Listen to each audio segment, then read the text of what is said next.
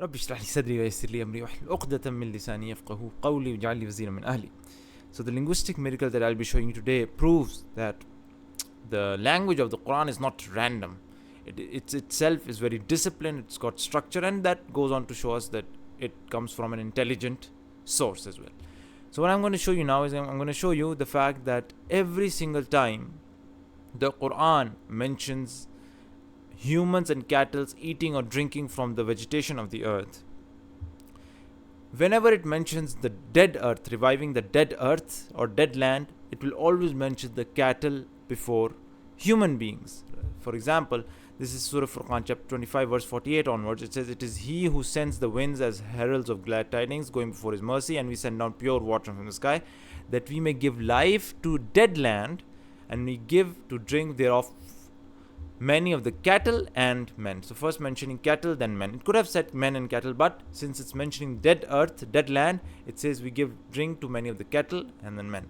Likewise in Surah Sajda chapter 32 verse 27, it says, "Have they not seen how we drive water to the dry land that has no vegetation?" This is again talking about dry land. "Therewith bring forth crops, providing food for their cattle first and then humans." So whenever he mentions dead land, he mentions what? Subhanallah, cattle before human beings, feeding them. Although he could have done in the reverse order, but look at the wisdom. What happens when the land is dead? First of all, the thing that comes out is small grass and these kind of vegetations that human beings they don't have the need for it. We need the fruits, right, from which to trade and eat and process.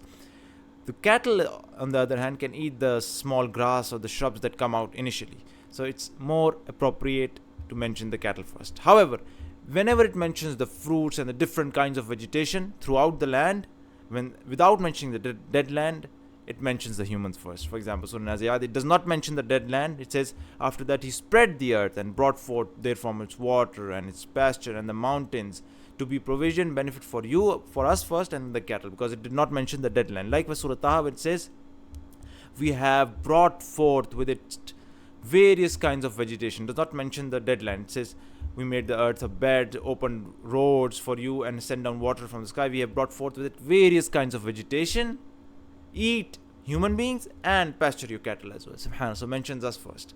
And like when Surah Abasa is very clear, we pour forth water in abundance, we split the earth, we cause therein the grain to grow, grapes, clover plants, olive, date palms, gardens, mentioning all these varieties, fruits and herbage, to be provision benefit for you first, the humans, and then the cattle. Subhanallah.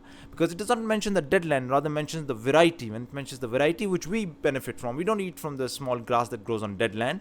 We benefit from the fruits, and thus it mentions us first. So subhanallah, what a disciplined use of language. Whenever it mentions the dead land, we know the first thing that comes out are the small grass, etc.